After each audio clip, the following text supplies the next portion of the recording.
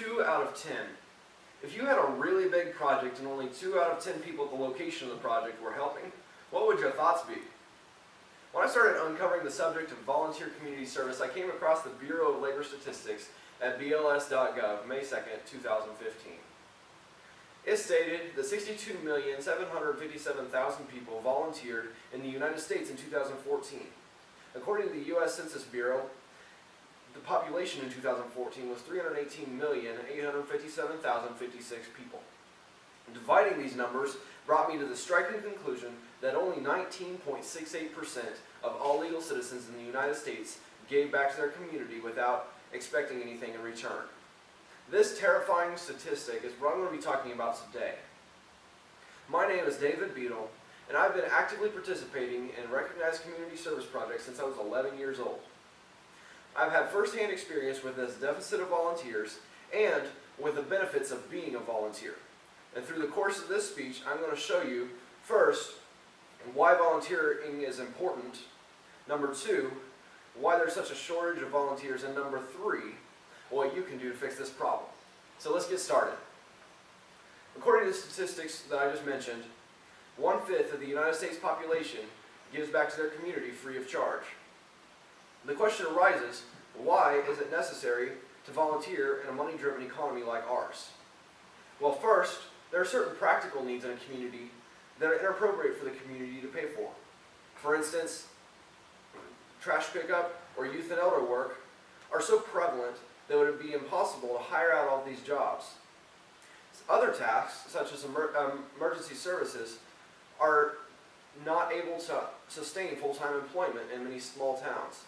As Ben Hicks, the chief of the Medina Lake Volunteer Fire Department, stated in a personal interview, in many small towns, it would be impossible to pay someone 24 hours a day to just sit at the station in case a call comes through. Second, there are benefits to the person who volunteers that are otherwise unattainable. When a person gives, there's a sense of happiness and fulfillment that is truly exhilarating. Also, the camaraderie involved in community service projects brings citizens together in a way that cannot be duplicated.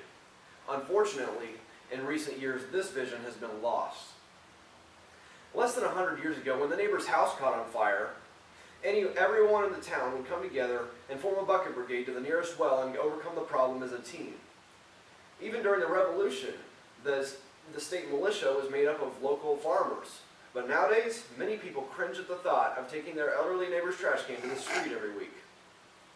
One reason for this lies in the give-to-get mindset that has populated society today.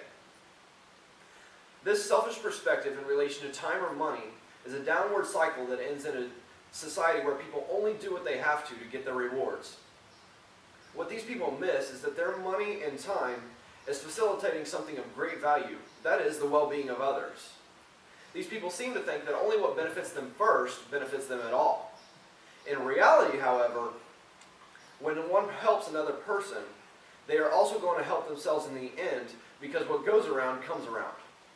Even without this incentive, there is a great satisfaction giving to someone expecting nothing in return. Now, at this point, many people embrace this idea and yet feel that they are too busy to help people substantially.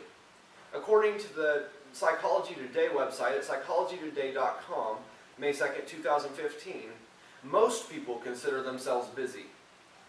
This probably means that if you are one of these people, then you need to understand that donating a little bit of time will matter. Also, another thing to consider is that volunteering may need to replace an existing time drain that you have. Whatever the case may be, it's time for you to get involved. Now, from the statistics shown above, from Psychology Today, you probably do fit into the category of busy. This being the case, there's no reason for you to start some new program. Instead, join something that's already going. And with this in mind, there are certain projects that take more or less time than others do. There's no reason for you to volunteer every day that ends with Y. You can choose a very low commitment project. For instance, the Medina River cleanup only happens once a year. At this function, people from around the society, around the town, around the county come together and clean up different sections of the Medina River. Also, litter pickup, as stated in a personal interview with Jeff Hayes, a litter pickup activist, on April 26, 2015, it only takes 3 days out of the year. This is doable for almost anybody. If you have more time on your hands, there are other opportunities more frequent. You can choose monthly or weekly activities such as Meals on Wheels or Boaz Food Ministries. These happen more regularly.